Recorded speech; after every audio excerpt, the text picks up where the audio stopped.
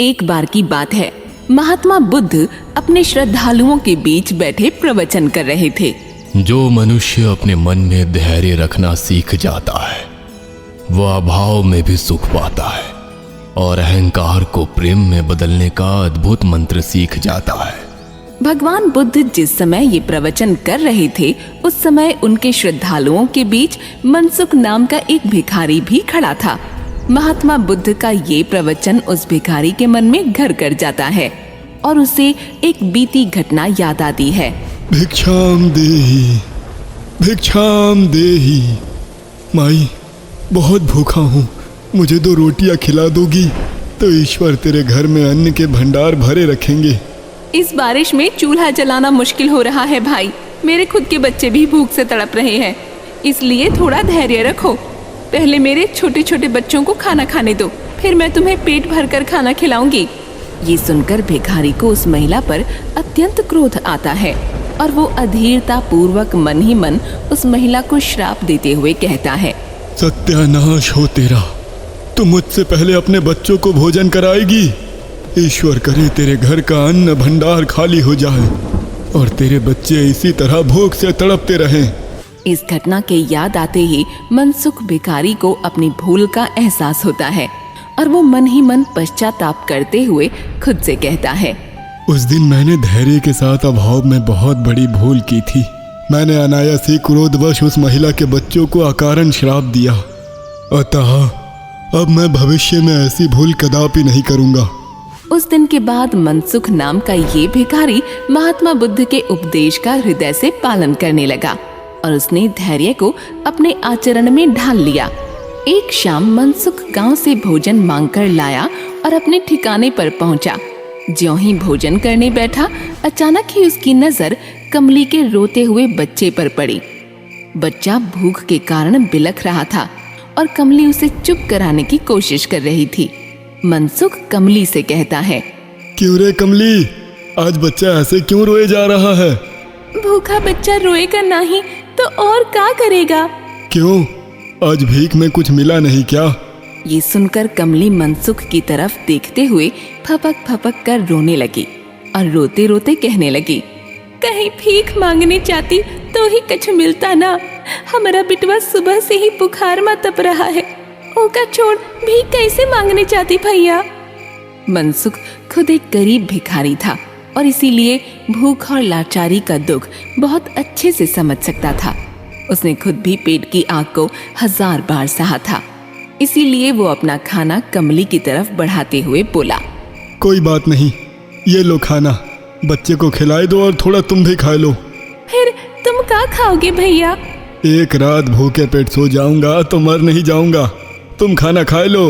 कमली मनसुख से खाना लेकर बच्चे को खिलाती है और बच्चा खुचा खुद खाकर उसे अपनी छाती से चिपकाकर जमीन पर लेट जाती है। मगर तभी रात की कंपा देने वाली सर्दी एक नई आफत बन जाती है।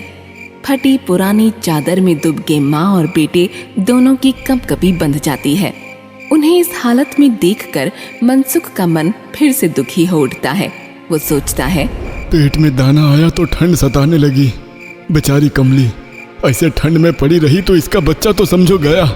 तभी मनसुख का ध्यान अपने कंबल की तरफ जाता है और वो अपने ऊपर से कंबल हटाते हुए बड़बड़ाता है, कोई सोने के 100 टक्के भी दे तो इस ठंड में कंबल को तन से जुदा ना करूं, पर बेचारी कमली के बीमार बच्चे को जिंदा देखना है तो कंबल देना ही पड़ेगा। ये कहकर मनसुख ना चाहते हुए भी कंबल को उठाकर कमली और उसके बच्चे पर डालकर दूर जा बैठता है। सर्दी तो बहुत ही ज्यादा है, पर अब मुझको इसका परवाह नहीं। महात्मा बुद्ध बोले थे कि जिसके मन में धैर्य और संतोष होता है उसमें हर परिस्थिति का सामना करने की शक्ति खुद ब खुद आ जाती है। समय बीतता जाता है और कुछ दिन बाद मनसुख भिखारी कोढ़ नामक एक गंभीर रोग का शिकार हो जाता है। उसका पूरा शरीर कोढ़ग्रस्त होने के कारण सब उससे घृणा करने लगते हैं। एक दिन मनसुख अपने कोढ़ का इलाज कराने के लिए एक वैद्य के पास जाकर रोगियों की लाइन में लग जाता है। अबे तू तो कोढ़ी है कोढ़ी, हमारे संपर्क में आया तो हमें भी कोढ़ लग जाएगा। अरे इस कोढ़ी को दूर भगाओ भाई। ये कहकर लोग उससे बचकर दूर जा खड़े होते हैं।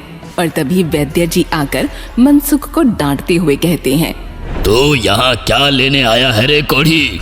चल दफा हो जा यहाँ से। मैं कोढ़ के मारे पापियों का इलाज नहीं करता। वैद्य जी, मैं एक गरीब भिखारी हूँ। यदि आप मेरा इलाज करेंगे तो ईश्वर आप पर प्रसन्न होंगे। ये सुनकर वैद्य जी और अधिक भड़क जाते हैं और उसे डांटते हुए कहते हैं, वाह वाह, एक तो कोढ़ी और ऊपर से भिखारी। अभी के अभी चलता बन, वरना तुझ पर कुत्ते छोड़ दूंगा, कुत्ते। महात्मा बुद्ध ने कहा है कि जिसमें धैर्य हो उसके सामने बड़े से बड़े संकट सिर झुका लेते हैं। अतः यदि आपकी यही इच्छा है तो आप मुझ पर अपने कुत्ते अवश्य छोड़िए वैद्य जी। मनसुख के ये कहने पर भी वैद्य उसके भीतर के धैर्य और हिम्मत को अनुभव नहीं कर पाते और आवेश में आकर उस पर अपने कुत्ते छोड़ देते हैं। किंतु मनसुख जैसे ही उसके कुत्तों की आंखों में आंखें डालकर देखता है, कुत्ते कूं कूं करके पीछे हट जाते हैं और मनसुख पागलों की तरह हंसते हुए कहता है, वैद्य जी, अब तो देख लिया ना कि धैर्य किसी ब्रह्मास्त्र से कम नहीं। अब मैं जा रहा हूँ और सुन, तेरे जैसे लालची वैद्य से इलाज कराने से तो अच्छा है मैं अपने कोढ़ से मर जाऊं। ये कहकर मनसुख वहां से चला जाता है और फिर कुछ दिन बाद भूख से तड़पता हुआ एक धनी ब्राह्मण के द्वार पर जाकर भीख मांगने लगता है। भिक्षाम देहि, भिक्षाम देहि।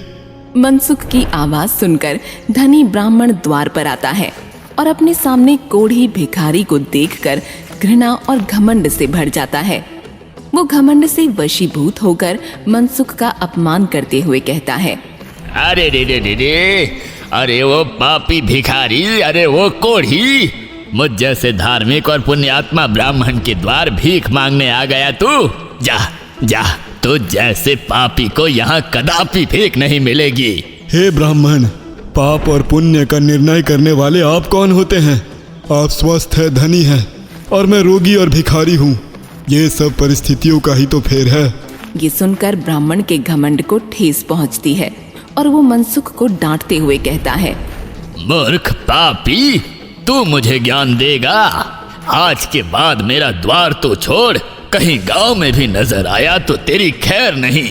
ये कहकर ब्राह्मण मनसुख को वहां से भगा देता है, मगर मनसुख मन ही मन ब्राह्मण का घमंड तोड़ने का निर्णय लेता है और उस दिन के बाद ब्राह्मण की अनुपस्थिति में रोज ही उसके द्वार पर भीख मांगने के लिए आने लगता है। भिक्षाम देहि, भिक्षाम देहि, भिक्षाम देहि।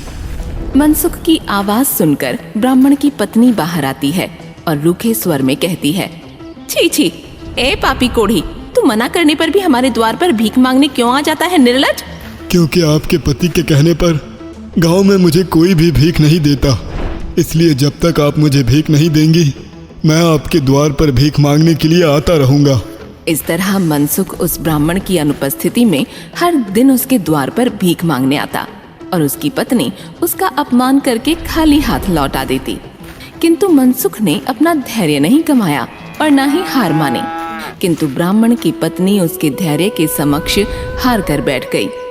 इसीलिए एक दिन मनसुख उनके द्वार पर आकर भीख मांगने लगा तो उससे सलीके से पेश आते हुए बोली, भाई आज क्षमा करो, कल आ जाना, कल मैं तुमको भीख अवश्य दूंगी। ये सुनकर मनसुख बहुत प्रसन्न हुआ और वापस चला गया। लेकिन इससे पहले कि ब्राह्मण की पत्नी उसे भीख देती, ब्राह्मण को इस बात का पता चल गया। ब्राह्मण से ये सहन न हुआ और वो कुछ गांव वालों को साथ लेकर उसके पास जा पहुंचा। भाइयों, कल रात भगवान ने मेरे स्वप्न में आकर बताया कि ये भिखारी घोर पापी है और यदि इसे गांव से ना भगाया तो हमारे सारे गांव को कोढ़ लग जाएगा। इसीलिए इसे अभी मार मार कर गांव से भगा दो। घमंडी और चालाक ब्राह्मण के उकसाने पर गांव वाले मनसुख को मारने लगते हैं। मारो मारो, इस पापी को मार डालो। किंतु तभी महात्मा बुद्ध अपने कुछ अनुयायियों के साथ आ जाते हैं और गांव वालों से कहते हैं, तुम सब इस गरीब कोढ़ी पर अत्याचार क्यों कर रहे हो? क्योंकि ये पापी है महात्मा जी, घोर पापी। हम इसे अपने गांव के आसपास भी नहीं रहने देंगे। कौन कहता है कि ये पापी है? महात्मा बुद्ध के ये पूछने पर गांव वाले उन्हें सारी सच्चाई बता देते हैं और फिर महात्मा बुद्ध कहते हैं, पापी ये नहीं बल्कि ये घमंडी और अहंकारी ब्राह्मण है, क्योंकि इन्हें अपने व्यर्थ की अहंकार के फलस्वरूप इस दीनहीन रोगी और भिखारी से घृणा हो गई है। इसके घमंड ने इसके हृदय को दयाहीन बना दिया है, इसीलिए इसने ये सब स्वांग रचा है। ये कहकर महात्मा बुद्ध मनसुख के सिर पर हाथ रखते हैं और देखते ही देखते उसका कोढ़ खत्म हो जाता है। ये देखकर मनसुख गदगद हो जाता है और ब्राह्मण का अहंकार भी समाप्त हो जाता है। ब्राह्मण मनसुख को गले से लगाकर उससे क्षमा याचना करता है। ये देख महात्मा बुद्ध भी बड़े प्रसन्न होते हैं।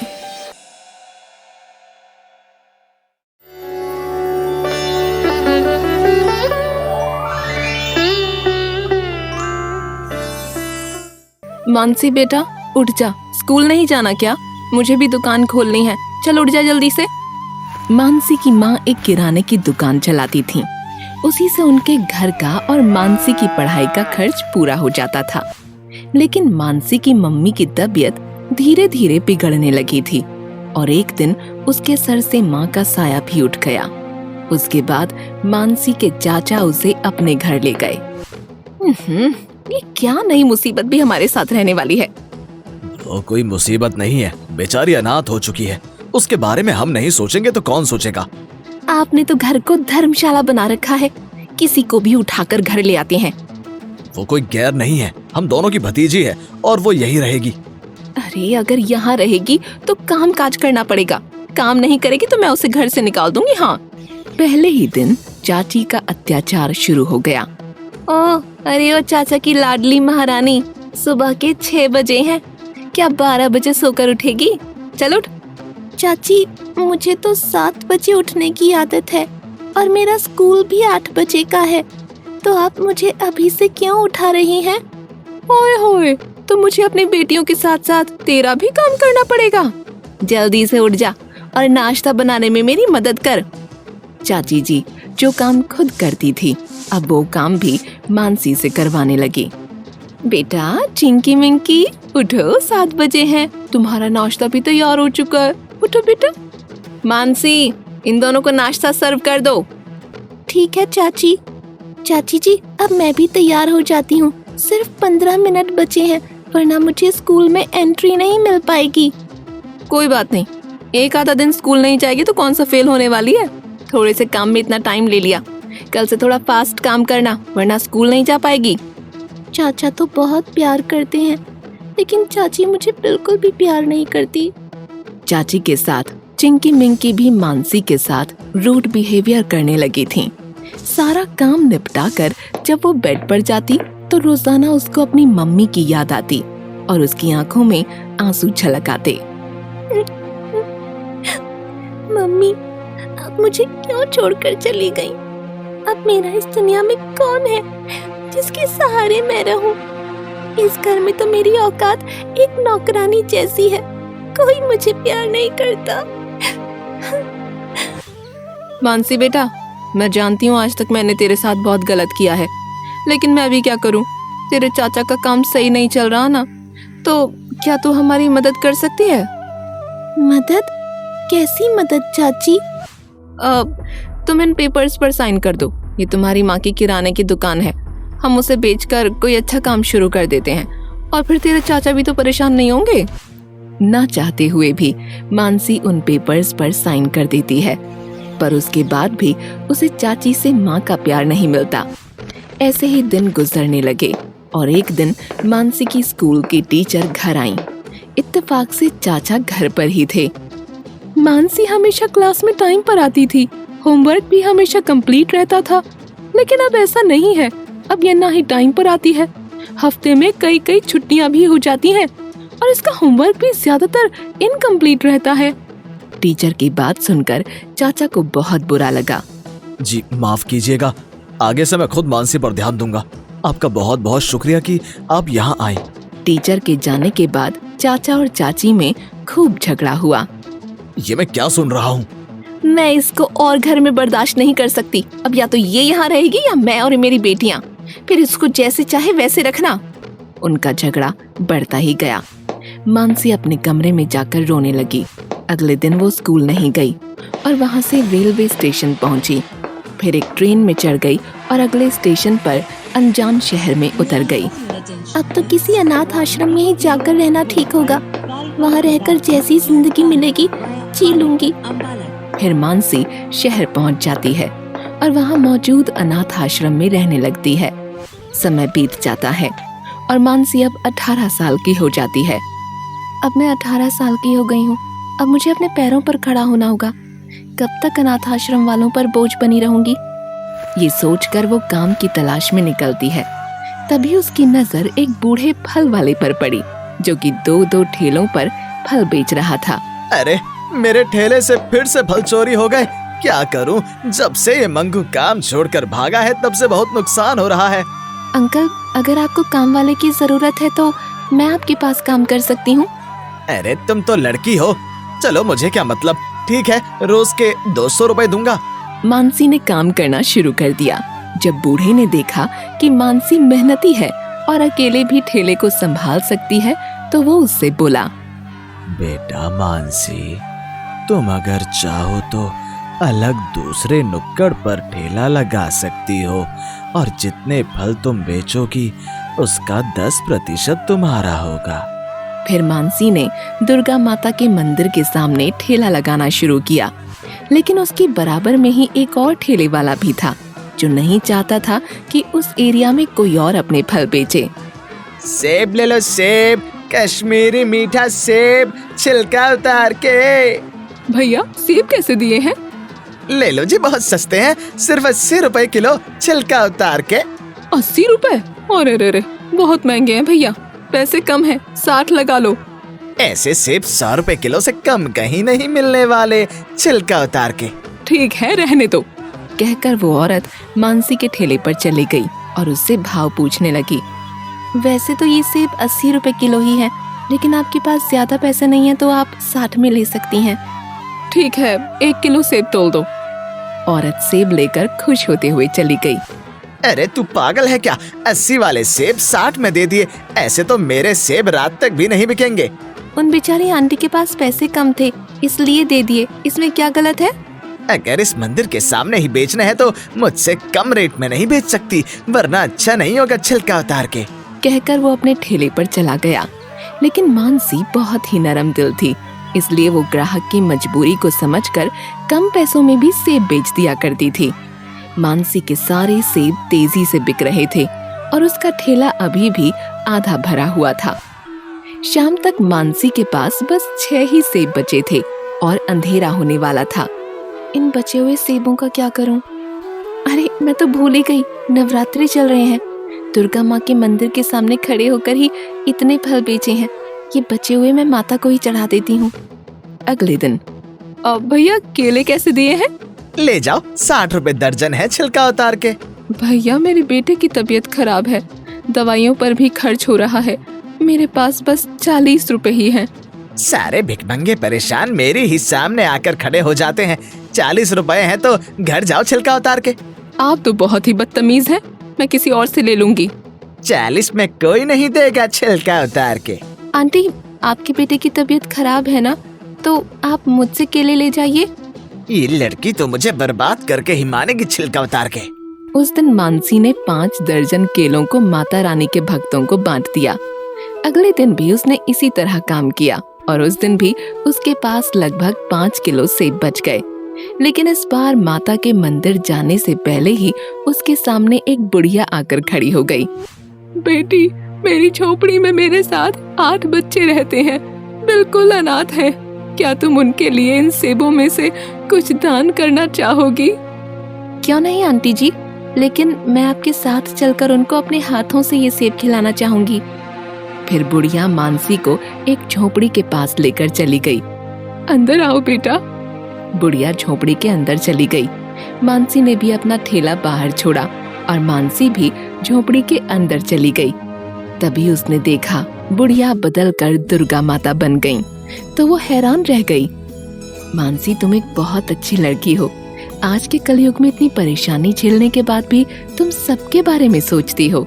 कई बार तुमने दूसरों की भलाई करने में नुकसान भी खाया, लेकिन फिर भी लालच में आकर किसी की मजबूरी का फायदा नहीं उठाया। तुम्हारी इसी दरियादिली से खुश होकर मैं तुमको कुछ देना चाहती हूँ। ऐसा कहकर माता ने अपना चमत्कार दिखाया और मानसी के सामने एक पोटली आ गिरी। इस पोटली में सोने के 5 सिक्के हैं और जिस दिन भी इसमें 5 सिक्के खत्म हो जाएंगे, उसी रात फिर से 5 सोने के सिक्के इसमें आ जाया करेंगे। दुर्गा माता, आपका बहुत बहुत शुक्रिया। इसको मैं दूसरों के लिए भी इस्तेमाल करूंगी, जो लोग गरीब हैं, परेशान हैं। दुर्गा माता विलुप्त हो गईं। फिर मानसी पोटली लेकर घर चली गई और बूढ़े बाबा को सब कुछ बता दिया। चलो अच्छा हुआ बेटी, अब तुम अपनी पढ़ाई फिर से शुरू कर सकती हो और अब तुम्हें फल बेचने की कोई जरूरत नहीं पड़ेगी। अगले दिन मानसी ने 2 सिक्कों को बेच दिया और अपनी माँ की किराने की दुकान वापस खरीद ली और बूढ़े की झोपड़ी को तुड़वाकर एक अच्छा मकान बनवाने का काम शुरू करवा दिया। दुकान पर उसने बूढ़े को बैठा दिया। अब मानसी के पास सब कुछ था, इसलिए वो पढ़ाई फिर से करने लगी और उस बूढ़े को अपने पिता की जगह मानकर एक अच्छी जिंदगी जीने लगी।